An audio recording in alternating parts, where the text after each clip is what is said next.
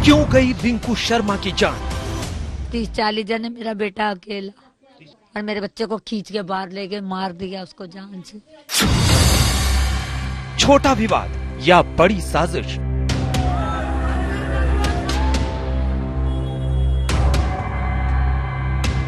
पाँच अगस्त को एक हमने छोटा सा प्रोग्राम राम जन्मभूमि के ऊपर हमने एक छोटी सी रैली निकाली थी। तो ये उसी दिन से भैया के पीछे पड़े हुए थे।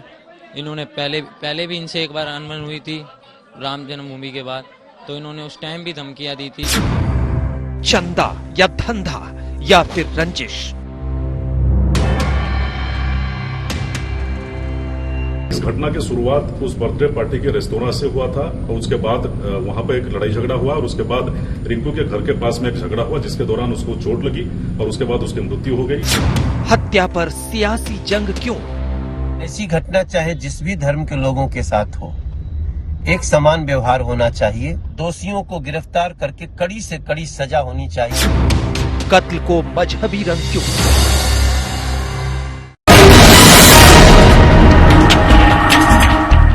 नमस्कार, आप देख रहे हैं हल्ला बोल। आपके साथ मैं हूं अंजना ओम कश्यप। हम आज हल्ला बोल में जानने की कोशिश करेंगे कि क्या वो राम भक्त था इसलिए इसकी हत्या हुई।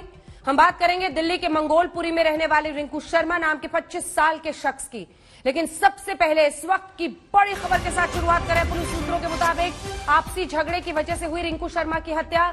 10 फरवरी को बाबू नाम के शख्स की बर्थडे पार्टी थी जिसमें जाहिद और सचिन के बीच झगड़ा हुआ और फिर बात बढ़ी तो रिंकू शर्मा ने सचिन का साथ दिया और इसी पर बात बढ़ गई। दरअसल बाबू के जन्मदिन पर आकाश, सचिन, रिंकू, जाहिद और गोलू मौजूद थे। कुछ दिन पहले सचिन और आकाश ने रोहिणी में एक रेस्टोरेंट खोला था जो लॉकडाउन में बंद हुआ।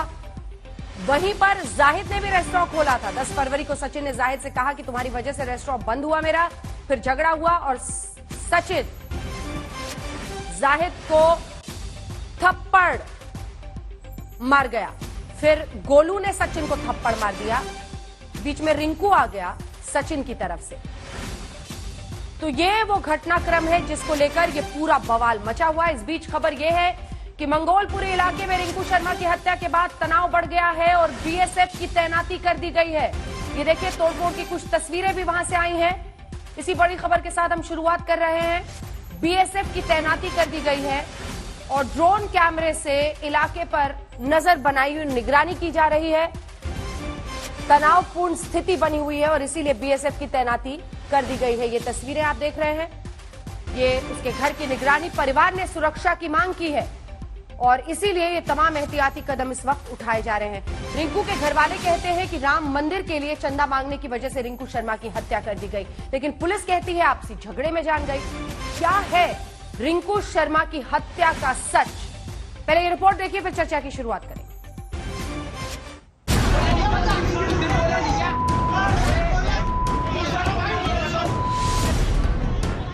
मां बिलक बिलक कर रोकती रही।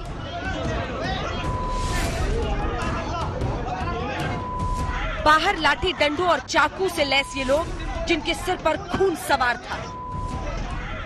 हमलावर लाठी डंडों के साथ टूट पड़े। मां ने रोकने में पूरी ताकत झोंक दी। ये viral video BJP Yuva Morcha से जुड़े रिंकू शर्मा की हत्या से कुछ देर पहले का है। वीडियो में रिंकू के घर वाले डरे सहमे दिख रहे हैं। हाथ में लाठी डंडे हैं। मां रिंकू और उसके भाई को बाहर जाने से रोक रही है। बाहर दरवाजे पर शोर शराबा हो रहा है, गाली गलौज हो रही है।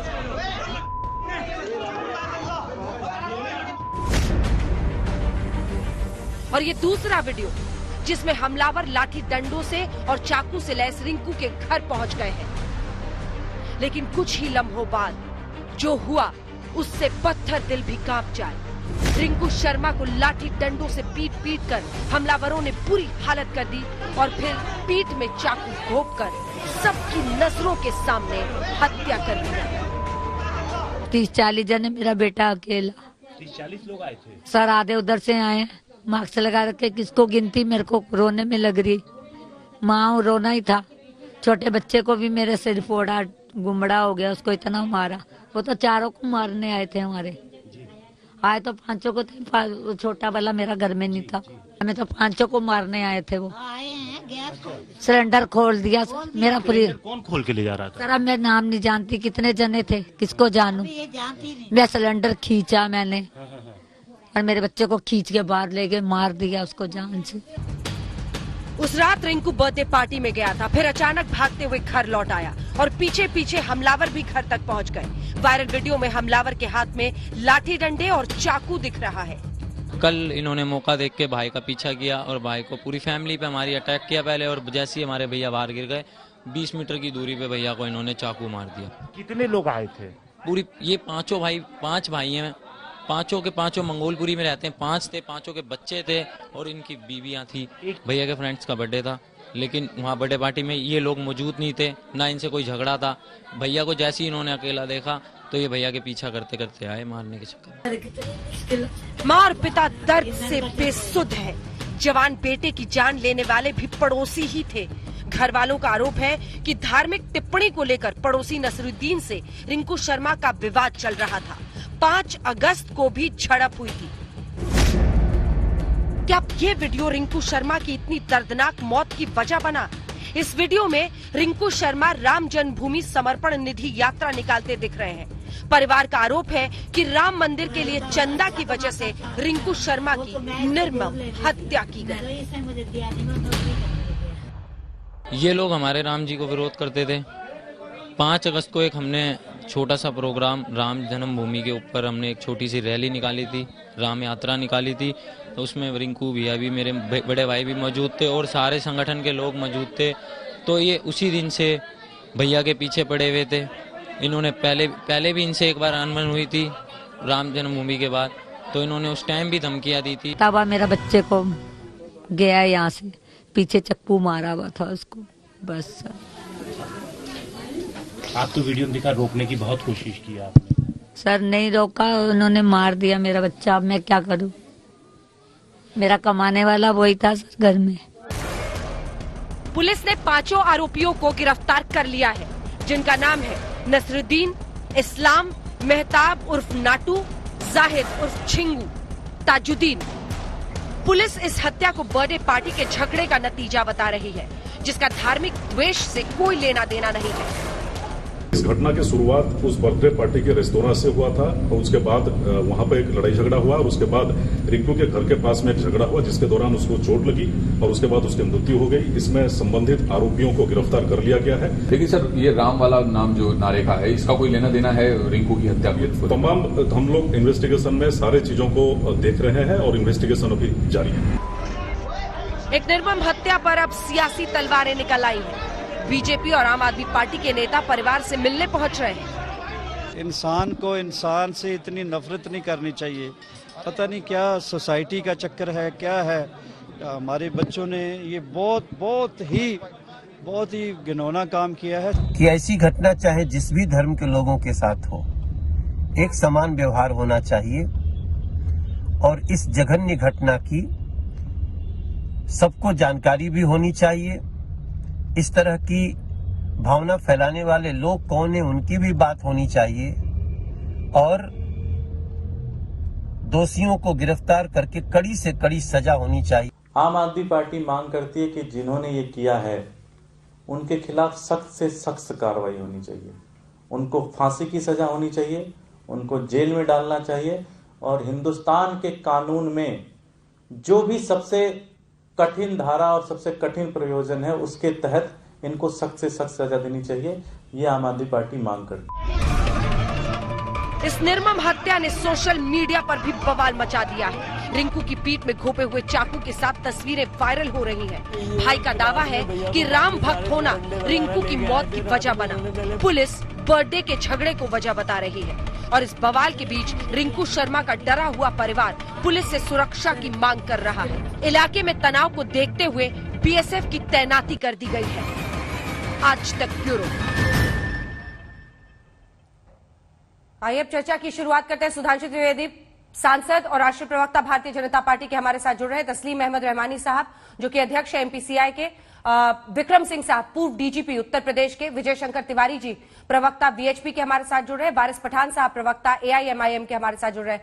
आपके साथ विजय शंकर तिवारी जी शुरुआत करना चाहती हूँ। तिवारी जी, ये तो दिल्ली पुलिस कह रही है कि झगड़े की वजह से पार्टी में झगड़ा हुआ है, एक बर्थडे पार्टी में सब गए थे और एक रेस्टोरेंट को खोलने और बंद करने को लेकर ये झगड़ा हुआ है? आपने अभी वीडियो भी दिखाए हैं, आपने सारी दिखाई है, पुलिस क्या है, इसके बाद उनके परिवार भी क्या कह रहे हैं, मोहल्ले वाले क्या कह रहे हैं, वहां लोग क्या कह रहे हैं, वो आपने रिकॉर्ड की। तो क्या कह रही है, पब्लिक वही मांग रही है, लोग बोल। एक बात कहना चाहता हूं कि एक बड़ी लंबी फेहरिस्त है, डॉक्टर नारंग राम लिंगम, ध्रुव त्यागी, अंकित सक्सेना और हिना चंदन, ट्विंकल, रचित जाट, निकिता राजपूत, रिंकू शर्मा, दोष क्या की हत्या हुई? निकिता का ना कि उसने एक मुस्लिम लड़के से शादी,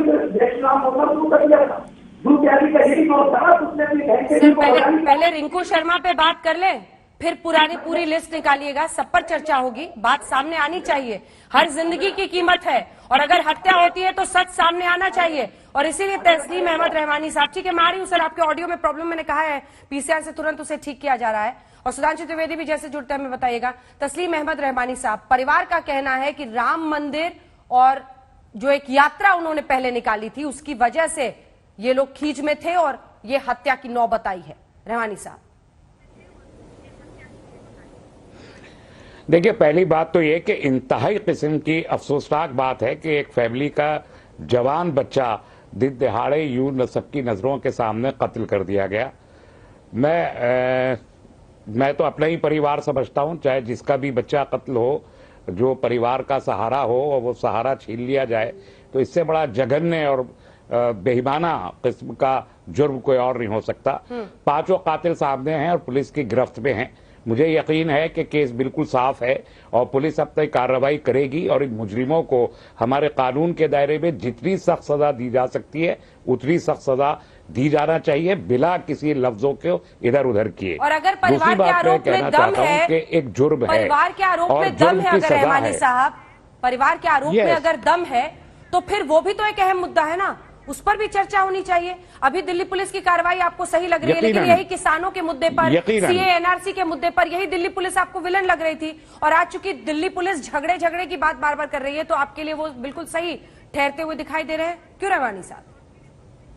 मैंने अभी ये नहीं कहा, मैंने पहले भी ये कहा एक और जगह कि अगर परिवार का आरोप ये है कि किसी मजहबी मुनाफरत की वजह से कत्ल हुआ है तो दिल्ली पुलिस को इस एंगल का भी इन्वेस्टिगेशन करना चाहिए यकीनी तौर पर, और पुलिस ने भी कहा है कि वो इसको इन्वेस्टिगेट करेंगे। और अगर मुझे पूरा यकीन है कि ऐसा नहीं होगा, क्योंकि इस खानदान के मरने वाले बच्चे के खानदान के मारने वाले बच्चे के खानदान से इतने जघन्य और पुराने ताल्लुकात है कि इस बच्चे ने खून दिया है उसके परिवार को, उसकी मारने वाले की बहन को, तो यकीनन इनके ताल्लुकात, पड़ोस में रहने वाले लोग हैं, अच्छे ताल्लुकात रहे होंगे, कारोबार एक साथ किया है, तो यह मजहबी मुनाफरत की वजह से ऑन फेस ऑफ इट दिखाई नहीं देता। लेकिन अगर परिवार का यह आरोप है तो उसका इन्वेस्टिगेशन होना चाहिए, इसमें क्या हर्ज है। लेकिन इसकी वजह से दिल्ली की फिजा को कम्युनलाइज न किया जाए, पॉलिटिसाइज न किया जाए। सुधांशु त्रिवेदी का इंतजार है, जरा उनको कनेक्ट कीजिए ताकि वो जवाब दे सके इनकी बातें का। वारिस पठान साहब, जल्दी से एक रिएक्शन आपसे। कम्युनलाइज किया जाए, इसके लिए सच को तो नहीं छिपाया जा सकता ना, सच भी सामने आना जरूरी है, इंसाफ तभी होगा पूरा। परिवार कह रहा है। अंजना जी, सबसे पहले तो ये एक बहुत ही दुखद घटना है कि एक जवान लड़के ने अपनी जान गंवा दी, उसका बेरहमी से कत्ल कर दिया गया। मेरी पूरी सहानुभूति रिंकू शर्मा के पूरे परिवार वालों के साथ है, और जिस किसी ने भी इस तरह की घटना को अंजाम दिया है, जो कोई भी हो, उसके खिलाफ सख्त से सख्त कार्रवाई होनी चाहिए कानूनी, और उसको फास्ट ट्रैक कोर्ट में उसका केस डालकर उसको जल्दी से जल्दी सजा होनी चाहिए और सख्त सजा होनी चाहिए। अब दिल्ली पुलिस का जो कहना है, उनके डीसीपी एस धामा, एडिशनल डीसीपी एस धामा साहब का स्टेटमेंट आ गया है। उन्होंने कहा है कि एक बर्थडे पार्टी के अंदर एक विवाद हुआ कोई रेस्टोरेंट को बंद करने के ऊपर, और उस विवाद को बढ़ा और विवाद के चलते ये इस तरह की घटना को अंजाम दिया गया। मगर कुछ लोग जो भाजपा के वो इसको कम्युनल रंग देना चाहते हैं। तो मैं ये कहूंगा कि परिवार जो आशंका जाहिर कर रहा है वो झूठ है। देखिए, हर चीज को कम्युनल रंग नहीं देना चाहिए। परिवार की जो आशंका है उस पर दिल्ली पुलिस को कार्रवाई करनी चाहिए। लेकिन हम दिल्ली पुलिस की बात तो मानते हैं। अभी आपने किसान की रैली के अंदर देखा था अंजना जी कि एक किसान ट्रैक्टर से गिर गया, ट्रैक्टर पलटी हो गया, उसकी जान चली गई। परिवार लोगों ने, दूसरों ने कहा कि शायद उसको गोली लग गई है, मगर हमने तो दिल्ली पुलिस के वर्जन को माना। जो पुलिस ने कहा कि ठीक है भाई, उसको ट्रैक्टर के एक्सीडेंट से हुआ। तो कहीं ना कहीं हम कानून की बात मानना चाहिए ना। आज इन्वेस्टिगेटिंग स्टेज के ऊपर पूरा मैटर है, तो इन्वेस्टिगेशन तो एनआरसी पर जब आप बैठेंगे सर धरना पे, तब भी मानिएगा यही बात। आपकी ये वाली रिकॉर्डिंग करके रखूंगी मैं। अंजना जी, हर रिकॉर्डिंग करके रखिए, इखलाक, पहलू खान, दादरी, सबकी रिकॉर्डिंग आप जमा करके रखिए। सब चीज के ऊपर बात करेंगे जब आप उस रिकॉर्डिंग को चलाएंगे तो। और मैं तो ये कहता हूं, मैं कानून पर विश्वास रखने वाला इंसान हूं, मैं खुद एक वकील हूं, और जो कानून का फैसला होगा सबके लिए, वही फैसला इस केस में भी होना चाहिए। ठीक है विक्रम सिंह साहब, घर वालों को इसका इंसाफ मिलना चाहिए, देश को इंसाफ मिलना चाहिए, जिसने भी किया है, मगर हर केस में इंसाफ होना चाहिए। विक्रम सिंह साहब, परिवार का जब ये कहना है, और तिवारी जी की आवाज अगर ठीक हुई है ऑडियो तो बताइएगा। विक्रम सिंह साहब, आपसे मेरा सवाल यह है कि अगर परिवार ऐसी आशंका जाहिर कर रहा है, वो उसका एक बैकग्राउंड दे रहे हैं कि इस तरह से राम यात्रा उन्होंने वहां पर पहले निकाली थी, इसकी वजह से अब ये कैसे मामला आ जाएगा? इस डायरेक्टली एस्टैब्लिश करना तो बहुत मुश्किल है। अंजना जी, पुलिस के सामने ऐसी चुनौतियां रोज आती हैं। ये दुर्भाग्यपूर्ण दुखद घटना है। मैं इसकी निंदा करता हूं और अपेक्षा करता हूं कि पांचों कातिलों को जो कानून इजाजत देता है वो सजा मिलेगी। लेकिन जो भी आरोप परिवार का है या किसी और का है, उसको कहते हैं शामिल तफ्तीश, और उसको अंडर इन्वेस्टिगेशन ला करके उसकी तफ्तीश की जाती है। हमारे कह देने से वो बात प्रमाणित नहीं होती है। धामा साहब दिल्ली पुलिस के वरिष्ठ अधिकारी हैं, उन्होंने जो बात कही है बड़ी जिम्मेदारी के साथ कही है, और अगर इस बात में सत्यता होती आरोप है तो पहले ही कह देते प्रथम दृष्टया ये एक सांप्रदायिक हत्या है। कहने में कोई गुरेज नहीं है, क्योंकि पहले भी तमाम हत्याएं हुई हैं तो कहा गया है। आज अगर नहीं है और धामा साहब कह रहे हैं कि सांप्रदायिक एंगल नहीं है, तो मुझे कोई कारण नहीं है दिल्ली पुलिस के पक्ष को अविश्वास करना, बल्कि ये तफ्तीश में जो परिवार का जो वर्षन है और परिवार के जो आरोप हैं उनको शामिल तफ्तीश करके उसका भी निराकरण किया जाएगा कि सच्चाई क्या है, और कालांतर में मैं समझता हूं 72 घंटे में चीज मालूम पड़ जाएगी। तिवारी जी, इसकी अगर पूरे हम इसको देखें कॉन्टेक्स्ट को, परिवार तो अपनी बात पर अटका हुआ है। वो लगातार कह रहे हैं कि नहीं, हमें लग रहा है उसी की वजह से जो पहले यात्रा निकाली थी और पहले भी एक बार झड़प हो चुकी थी। अब कैसे अब मामला आगे जाएगा? उन तक आवाज हमारी नहीं पहुंच रही है। वारिस पठान साहब, देखिए फैमिली का एंगल और बीजेपी से भी गेस्ट जैसे जुड़ते हैं मुझे बताइएगा, क्योंकि वो अपना वर्जन रखेंगे। वारिस पठान साहब, कुल मिलाकर परिवार के लिए इंसाफ का मतलब क्या होगा? आपने मां को सुना है, उन्होंने कोशिशें की, क्योंकि आप हत्या का तरीका देखिए ना, वो जो पांचों लड़के हैं वो आए, उनकी पत्नियां आई, जो भाई है वो बता रहा है उनकी पत्नियां आई, परिवार वाले आए, और सबने मिलकर उसको बहुत पीटा, और उसके बाद से वो तस्वीर जो वायरल हो रही है उसको दिखाने की हिम्मत किसी में नहीं है। मन कांप जाए देखकर कैसे उसकी पीठ में वो चाकू डाल दिया है। अंजना जी, मैं आपकी बात से सहमत रखता हूं कि मन कांप रहा है। उसकी माँ का दर्द हम देख रहे हैं, उसकी माँ का दर्द बिल्कुल सहा नहीं जाता। इसलिए मैंने पहले ही मेरे कमेंट में कहा था कि जो कोई भी इसमें इन्वॉल्व अंजना जी, उसके खिलाफ सख्त कार्रवाई होनी चाहिए। ऐसी हत्या क्या कोई इंस्टेंट झड़प पर कोई इस तरह की हत्या करता है? मैं तो ये समझने की कोशिश कर रही हूँ। इन्वेस्टिगेशन स्टेज है, किस लिए हुआ, क्या हुआ, जबकि अब लोगों का ये कहना है कि उनके तो फैमिली रिलेशंस थे, पड़ोसी थे। अभी तस्लीम रहमानी साहब ने बताया कि उन्होंने उसकी बहन को खून भी दिया था। तो अगर एक दूसरे को जानते हैं और इतना बड़ा अगर ये हो गया है, तो इसकी तफ्तीश तहकीकात होनी चाहिए। ये नहीं कि हम किसी तरह से इसको माहौल को खराब करने की कोशिश करें और आके देश के सामने बोल दें क्योंकि ये राम जन्मभूमि के लिए चंदा इकट्ठा कर रहे थे इसके लिए इनको मार दिया। इससे तो देश में तनाव फैलता है ना। हमको तनाव नहीं फैलाना है, हमारे देश में शांति से चल रहा है, शांति से चलना चाहिए। और पुलिस के ऊपर छोड़ो थोड़ा इन्वेस्टिगेशन, हर केस में तो हमने पुलिस के ऊपर इन्वेस्टिगेशन छोड़ दिया, चाहे कोमल शर्मा हो, चाहे सीए, जहां कहीं भी हुआ। किसान के आंदोलन के अंदर एक किसान की जान चली गई, तब भी जो पुलिस का वर्जन था आपने, मैंने, पूरे देशवासियों ने उसको माना है। अब पुलिस पर थोड़ा विश्वास रखिए, थोड़ा प्री इन्वेस्टिगेशन स्टेज है, थोड़ा इन्वेस्टिगेशन को आगे बढ़ने दीजिए। 5 लड़कों को अरेस्ट कर दिया गया है, अरेस्ट तो है पुलिस की कस्टडी में। जल्दी से उन पे केस चलाकर चार्जशीट दाखिल करके उनके खिलाफ केस प्रूव करके सजा दो ना उनको, ताकि दूसरा कोई इस तरह की घटना नहीं करे। मगर देश का माहौल खराब नहीं करना चाहिए लोगों को अनप शनाप बयान करके। अंजना जी, हाँ बोलिए, आवाज आ रही है अब आपकी सर। अंजना जी, अभी आप चर्चा कर रहे थे, मैं कह रहा था कि रिंकू शर्मा की हत्या, ये रिंकू शर्मा है जिसने किया था, यानी कोई विवाद नहीं। श्री राम जन्मभूमि का जो निर्माण अभियान है, इस अभियान में जय श्री राम ही इसका एक कारण है, और ये वहां के समझ में आया है। ये कोई पहली घटना है क्या? इंदौर में क्या घटना था? देश भर में इस प्रकार की घटनाएं घट रही है। वो कौन सी प्रकृति और प्रवृत्ति है जिसके कारण ये हत्याएं की जाती है? मैंने आपके सामने एक लिस्ट पढ़ी थी पूरी की पूरी, इनका दोष क्या था। ये इसी प्रकार की घटना है, ये केवल इतना मान करके नहीं होगा कि ऐसा हो गया। ये कौन सी प्रकृति है, कौन सी प्रवृत्ति है जो इस प्रकार की हत्या करवाने के लिए तैयार करती है। उसके लिए मैं कहना चाहता हूँ, टीवी चैनल बैठ करके जो लोग बात करते हैं, उनके समर्थन में खड़े होते हैं, केजरीवाल जी जैसे लोग, जब किसी मुस्लिम की हत्या होती है, कुछ होता है तो 1 करोड़ लेके पहुंच जाते हैं, दूसरों के पास झांकने तक के नहीं ले जाते हैं। इस देश भर में इनके समर्थन में जो लोग खड़े होते हैं, उसके कारण इनका मन बनता है और उसके कारण ये हत्याएं होती है। मैं कहता हूँ रिंकू शर्मा के पास अभी केजरीवाल जी क्यों नहीं गए, दूसरों क्या चले जाते हैं, दिल्ली के मुख्यमंत्री है वो, यानी किसको प्रेरित कर रहे हैं। ऐसे लोगों को ताकत देने का काम ये लोग करते हैं और उसका भी कारण हत्या है। रिंकू शर्मा अकेला नहीं है अंजना जी, एक पूरी की पूरी लिस्ट है, पूरी फेवरिट है। सुधांशु जी जुड़ गए, विचार करना पड़ेगा। सुधांशु जी काफी बहस निकल गई, बहुत लेट हो गए आज आप, लेकिन 2 सवाल हैं। एक तो वारिस पठान साहब कह रहे हैं कि पुलिस का वर्जन मानना चाहिए, पुलिस कह रही है कि अगर झगड़े की वजह से हुई है तो झगड़े की वजह से हुई है, और रहमानी साहब कह रहे हैं कि इसको सांप्रदायिक सद्भाव बना रहे, उसमें कहीं मतभेद ना शुरू हो जाए इस मुद्दे को लेकर।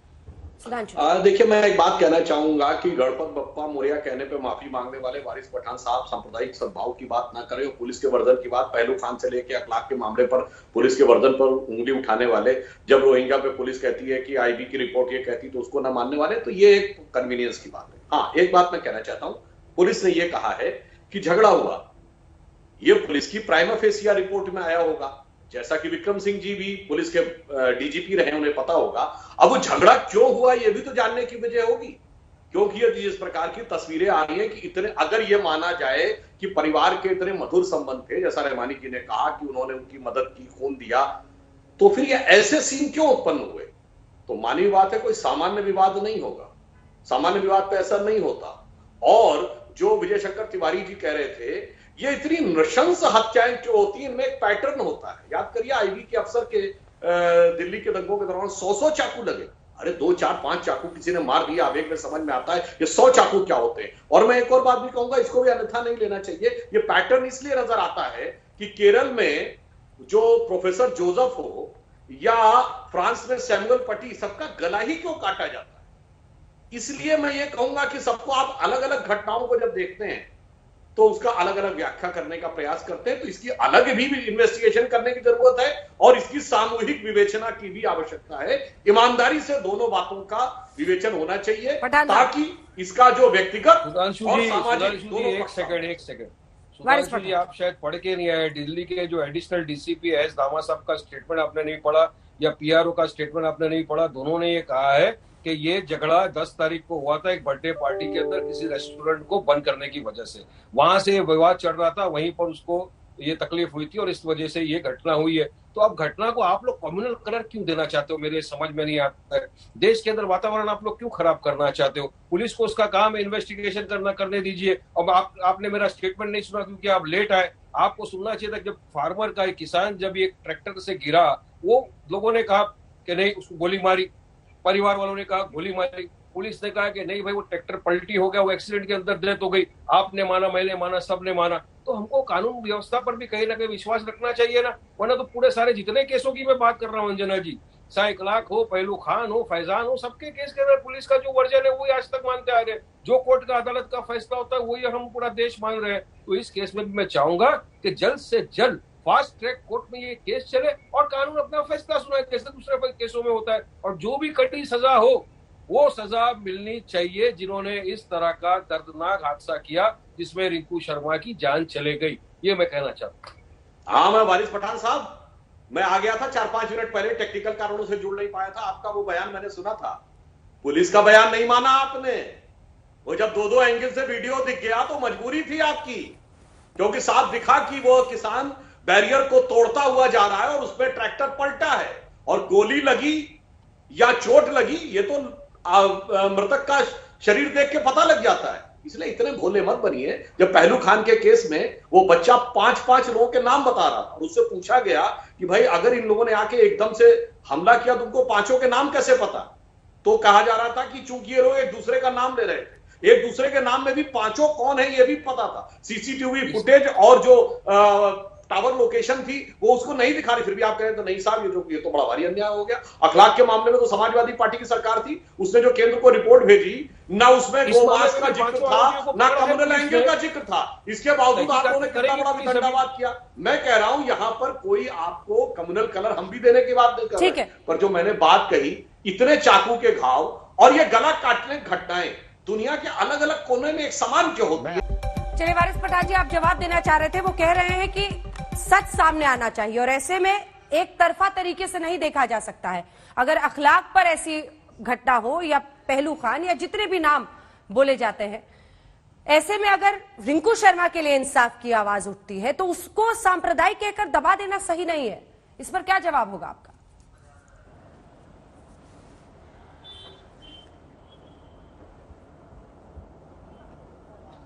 पठान साहब आवाज आ रही है? जी आवाज आ रही है जी। सवाल यह था जो कह रहे थे सुधांशु जी कि अखलाक हो पहलू खान हो, उन सब पर तो जबरदस्त गुस्सा दिखता है, फिर ऐसी हत्या के बाद आखिर क्यों, जब परिवार ये आरोप लगा रहा है तो क्यों नहीं लोग सुनना चाहते हैं या इसको क्यों दबा दिया जाता है? देखिए, अखलाक को मॉब लिंचिंग किया गया था, पहलू खान का मॉब लिंचिंग किया गया था, ये सब आपको पता है गौ रक्षकों ने किया था। ये तो सामने सामने आ रहा था, गौ रक्षकों ने कानून को अपने हाथ में ले लिया। तब भी हमने यही कहा था कि किसी भी व्यक्ति को अधिकार नहीं है कि कानून को अपने हाथ में ले, पुलिस और प्रशासन है ये सब चीज देखने के लिए। मगर फिर भी अखलाक का जो कोर्ट ने फैसला किया सबने माना। जब अखलाक के कातिल जब बेल पर बाहर आए तो यही भाजपा के मंत्रियों ने उनको हार पिनाया और मिठाइयों से उनका इस्तेकबाल किया। अब सोचिए, देश में इस तरह का इन्होंने माहौल क्रिएट कर दिया था। तो हम तो कानून को मानने की बात कर रहे हैं, हम तो ये कह रहे हैं कि रुके, पुलिस का इन्वेस्टिगेशन हो रहा है, 5 आरोपियों को पकड़ा है, और ये कह रहा हूं मैं तो कि भाई ठीक है, जल्दी से फास्ट ट्रैक कोर्ट में केस चलाओ और उनको सजा दो। मगर भाजपा वाले किसी भी तरह से कम्युनल रंग देकर देश का माहौल खराब करना चाह रहे हैं। सुधांशु जी, क्यों चाहते हो आप देश का माहौल खराब? सरस्वती का प्रतीक है अपना देश, भारत महान देश के अंदर सुकून से सब रहने दीजिए। कायदे कानून पे थोड़ा तो भरोसा आप करिए। हम लोगों को रोज भाषण देते, कम से कम आप भी अपने ऊपर कभी ये लेके देखिए, आप भी कानून व्यवस्था के ऊपर थोड़ा सा भरोसा रखिए। दिल्ली पुलिस की तो हर बात मानिए, चाहे दिल्ली दंगा हो या कोमल शर्मा का हो, सब मैटर माना, तो अभी क्यों नहीं मानना चाहते हो आप दिल्ली पुलिस का वर्जन? और जो भी कानून फैसला करे सुधांशु जी, आप भी मानिए, हम भी मानिए। सुधांशु जी देखिए, अरे भाई हम तो मानते ही हैं, यही तो समस्या है। हमने कभी नहीं किया हमारे लिए अलग कानून होना चाहिए, इसलिए कानून को मानने वाली बात के ऊपर आप ना जाए। आपने जो बात कही मॉब लिंचिंग, ये 5 लोगों ने अटैक किया तो मॉब लिंचिंग का, इसमें तो 5 से ज्यादा लोग थे। तो ये मॉब की डेफिनेशन क्या है, ये भी अपने आप में पीछे। तो दूसरा, आपको पता है अखलाक के समय किसकी सरकार थी उत्तर प्रदेश में? समाजवादी पार्टी की थी ना, जो मुस्लिम हितों के सबसे बड़े अलंबरदार। क्या चार्जशीट फाइल किए थे, जाके चेक कर लीजिए। एक सबूत दे पाए थे? पुलिस उनकी थी, प्रशासन उनका था, हल्ला इतना था और सबूत कुछ नहीं था। यही तो हम कहना चाह रहे हैं कि जितने भी प्रकार आपने कहा गोरक्षक थे, उन्होंने मॉब लिंचिंग की। अरे भाई, जब वहां पर बात, और हम आपको कम से कम अभी 1.5 दर्जन लोगों की लिस्ट हम गिना दें जिनके बारे में ये तथाकथित सेकुलर वाले लोग, ये लुटियंस मीडिया वाले लोग, अभिव्यक्ति की स्वतंत्रता वाले लोग, इन सब कुछ नहीं बोले। अरे केजरीवाल जी ही का एक ट्वीट याद करिए कि ये कौन लोग हैं, ये हिंदू नहीं हो सकते, कौन से धर्म ग्रंथ में लिखा है कि मार दो, रामायण में कि गीता में कि हनुमान चालीसा में। आज चुप्पी। रहमानी साहब, अंकित शर्मा की हत्या हुई थी, उस पर क्या हुआ? आपकी बात पर कुछ रहमानी साहब बोल रहे थे, अंकित शर्मा की हत्या पे कौन गया था? देखिए, मैं सुधांशु जी, मैं ये कहना चाहता था, कत्ल की एक वारदात हुई है और किसी ने अल्लाह अकबर कह के कत्ल नहीं किया है, एक बात। दूसरी बात ये कि राम मंदिर के नाम पर चंदा करने में अगर नाकामी हो रही है तो उसको प्रमोट करने के लिए दिल्ली की शांतिपूर्ण फिजा को कम्युनलाइज करके किसानों के आंदोलन को खत्म करने की साजिश न की जाए, प्लीज। मुझे यही लगता है कि जो किसान मूवमेंट को खत्म नहीं कर पा रहे हैं, टीकरी बॉर्डर मंगोलपुरी के बराबर में है, आप कम्युनलाइज करके वहां पर बीएसएफ लग गई, कल कम्युनल राइट खुदा ना खास्ता वहां हो जाए तो आप तो पूरा, और फिर रथ यात्रा बनाने की कोशिश मत कीजिए। जो चंदा लिया जा रहा है रामचंद्र जी के मंदिर के नाम पर, उस चंदे का अभियान हमने अभी 15 दिन पहले खत लिखा है प्राइम मिनिस्टर को, दिल्ली के तमाम मुस्लिम ऑर्गेनाइजेशंस ने, होम मिनिस्टर साहब को भी, कि जो चंदा लेने का अभियान है इसे रथ यात्रा ना बनाइए एडवाणी जी की। आप चंदा ले रहे हैं, चंदा लीजिए शांति से, लेकिन उसके लिए पूरे देश में आप अगर कम्युनल राइट्स अगर क्रिएट करना चाहते और उसके लिए एक बेकसूर की निर्मम हत्या को आप उसका सहारा लेना चाहते हैं, तो ये एक बहुत ही शर्मनाक हरकत है। इसे मत कीजिए। आपको चंदा करना है, शांति से चंदा कीजिए। ये हमने देखा है कि आपने इंदौर में, पूरे मध्य प्रदेश में चंदे के नाम पर जो तांडव हुआ है वो भी पूरे देश ने देखा है। और आज आप फिर कह रहे हैं कि चंदे के नाम पर रैली हुई थी इसलिए उस बच्चे का कत्ल हो गया। ऐसा नहीं है। पुलिस इन्वेस्टिगेट कर रही है, उसको करने दीजिए। और इस दौरान आपको अगर पॉलिटिक्स करनी है, पॉलिटिक्स के बहुत सारे मुद्दे हैं। किसानों को अगर आपको मूवमेंट को खत्म करने में नाकामी हो रही है, उसके लिए कत्लेआम करने की देश में कोई जरूरत नहीं है। बैठ के किसानों से बात कर लीजिए। चंदा देने के लिए कोई जवाब लेते हैं है, वो प्रॉपर वे हमने देखा है कि लोगों को। देखिए, रहमानी जी ने कहा कि किसी प्रकार का एक कम्युनल वातावरण नहीं बनाना चाहिए, हम भी मानते हैं, और किसी भी चीज को लेकर एक कम्युनल तनाव उत्पन्न हो जाता है। पर मैं विनम्रता से रहमानी जी पूछना चाहूंगा, आपको पता है कि भारत में कितने संप्रदाय के लोग रहते हैं धर्म के? हिंदू, मुस्लिम, सिख, जैन, बौद्ध, पारसी। ये बताइए, ये सारा कम्युनल तनाव एक ही जगह क्यों होता है? ये पारसी हिंदू, क्रिश्चियन हिंदू, जैन ये बताइए, सिख, ईसाई, ये लड़ाई क्यों नहीं होती? एक मिनट, पूरी बात होने दीजिए। नहीं, मतलब वहां पर जोधर का भी सर कटेगा तो वही होता है। जो कुछ पाकिस्तान के बॉर्डर से लेके और आज तक सिखों के साथ हुआ वो भी वही होता है। चिट्टी सिंहपुरा में सिख मारे जाते हैं जब बिल क्लिंटन आए थे। फिर हिंदुओं के साथ होता है, ये बाकियों का क्यों नहीं होता? कभी इस पर ईमानदारी से सोचिएगा कि सारी की सारी कम्युनल तनाव, और जबकि हकीकत यह है कि आज मुस्लिम माइनॉरिटी नहीं है, आप मुझे ईमानदारी से, मेजॉरिटी है। और अगर आप माइनॉरिटी कहें तो वो माइनॉरिटी में प्रचंड मेजॉरिटी है, यानी माइनॉरिटी में वो 90% है, और इसके बावजूद उसी को समस्या होती है। जरा इस पर भी विचार कीजिए। मैं तो ये बात कहने सुधांशु जी, मैं दूसरी बात कह रहा था, और एक बात और कह दो, मैं दूसरी बात कह रहा था। आप मेरी बात को पलट रहे। पूरा कर ले सुधांशु जी, फिर फौरन साहब, आपने कहा कि अल्लाह अकबर का नाम लेके नहीं मारा, तो मैं मानता हूं, मगर अल्लाह अकबर का नाम लेकर तो मुस्लिम देशों में मारा जा रहा है साहब। वो सीरिया, इराक में कोई और मुस्लिम नहीं रह रहा, बुरा मत मानिएगा। अरे अल्लाह अकबर का नाम ले लेके नवाजों को भी कत्ल किया गया था, वो रुकिए ना, के थ्रू नहीं कत्ल किया गया था, करबला की लड़ाई में तो वो कोई मुफ्ती था, कोई मुकर्रम था, कोई मौलवी था, इसने लेकिन यहाँ क्या जा रहा है ना, तो नमाज के लिए झुके कहीं नहीं किया गया, लेकिन ऑडियो गड़बड़ है, ऑडियो ठीक करें। यहाँ किया जा रहा है ना। विजय शंकर तिवारी जी यहाँ पर रहमानी साहब आरोप लगा रहे हैं हिंदू मुस्लिम कर रहे हैं आप लोग। ठीक है, जवाब सुनिए। ठीक है, रहमानी साहब रुकिए, सुन लीजिए। तो इसका मतलब रिंकू ने मारने वाले को कहा तुम आओ और मेरी हत्या करो ताकि हम कम्युनल खेलें। यानी जो इंदौर में हुआ, तो इंदौर में जो आपने यात्रा निकाल रहे थे, उन्होंने आज जैसे जिहादियों को बोला कि तो हम यात्रा निकाल रहे हैं, तुम हमारे ऊपर आक्रमण करो ताकि जिहादी खेलें। यानी गोधरा में 56 लोगों को तो जलाकर मारा गया था, उन्होंने उनको कहा था तुम मिट्टी के तेल डाल करके डिब्बा जला दो ताकि हम कम्युनल में कारावती करें। यानी मुजफ्फरनगर में कहा गया था उनको कि हमारी बहन बेटियों को छोड़ो ताकि हम सब कुछ करें, ये कम्युनल खेलें। यही कहना चाहते हैं ना आप?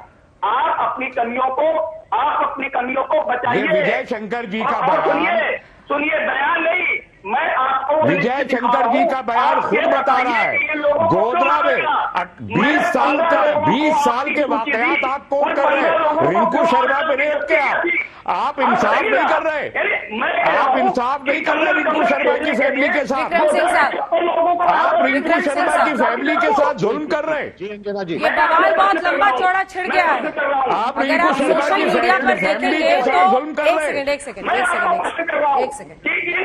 क्या होता है ऐसी हर हत्या के साथ एक जबरदस्त दबाव भी बनता है, सियासत भी होती है, लेकिन दूसरी तरफ लगभग जब मैंने 1 घंटे पहले चेक किया था, ट्विटर पर नहीं, वर्ल्ड वाइड जो इस हैशटैग के साथ justice for Rinku Sharma tweet किए जा रहे हैं या फेसबुक पर पोस्ट डाले जा रहे हैं, 8-8.5 लाख से ज्यादा हो चुके थे। यह अपने आप में बताता है कि देखिए, परिवार का जो आरोप है, जो भाई कह रहा है, उस पर यकीन करते हुए एक बहुत बड़ा समुदाय जुड़ जाता है। वो कहता है इंसाफ चाहिए, क्या हिंदुओं की जान की कीमत नहीं है? इस तरह से ये पूरा मामला बढ़ता चला जाता है। अंजना जी, हत्या है, जघन्य है और दंडात्मक कार्रवाई पुलिस ने शुरू कर दी, सारे मुल्जिमान गिरफ्तार हो गए, लेकिन इस तरीके आरोप प्रत्यारोप से किसी का भला होने वाला नहीं है। और पुलिस ने जब एक दफा कह दिया, पुलिस का कोई ये निहित स्वार्थ नहीं है कि जहां सांप्रदायिकता नहीं है वहां कह दे सांप्रदायिकता है, और अगर सांप्रदायिकता है तो पुलिस सुनिश्चित कीजिए सांप्रदायिक तनाव रोकने के लिए पुलिस की सर्वोच्च प्राथमिकता में आता है, जो भी करेगा उसको मटियामेट कर दिया जाएगा कानून के दायरे के अंदर रहते हुए। लेकिन बिना विवेचना के, बिना सबूत के पुलिस और इन्वेस्टिगेशन कोई काम नहीं करती है। उनको मौका दें। अभी सब लोगों ने दिल्ली पुलिस की प्रशंसा की, मैं भी प्रशंसा कर रहा हूं कि उनको मौका दें। 72 घंटे में अगर कोई सांप्रदायिकता का पुट है, उसके अनुसार भी 153A की धारा आईपीसी की या अन्य जो सुसंगत धारा है जरूर लगाई जाएंगी। लेकिन जब दिल्ली पुलिस के वरिष्ठ अधिकारी कह रहे हैं कि सांप्रदायिकता का पुट नहीं, रंजिश का है, तो मुझे उनको अविश्वास करने का कोई औचित्य फिलहाल नहीं है। आपको क्यों है सुधांशु जी, एक लाइन का जवाब। आप लोग क्यों शक कर रहे हैं? आपके सब नेता जो लिख रहे हैं, दिल्ली पुलिस की तो जांच रिपोर्ट मानेंगे? देखिए, हम बिल्कुल ये बात कह रहे हैं। अभी देखिए, डीजीपी रहे हैं विक्रम सिंह साहब, ये 24 घंटे पुरानी घटना है, कुछ समय पुरानी घटना है, तो मानी बात है पुलिस, मैंने पहला वक्तव्य याद करिए, मैंने कहा प्राइमरी रूप से, प्राथमिक रूप से पुलिस को लगा है। तो अभी उसका रीजन क्या है, वहां तक पहुंचने में तो अभी बहुत टाइम लगेगा ना। हम तो पुलिस पर विश्वास नहीं कर रहे हैं। ठीक है, ठीक है। सवाल यही है कि बस सांप्रदायिक मतभेद ना पैदा हो, जांच और उसका सच सामने आए, इसकी जिम्मेदारी सरकार की रहेगी।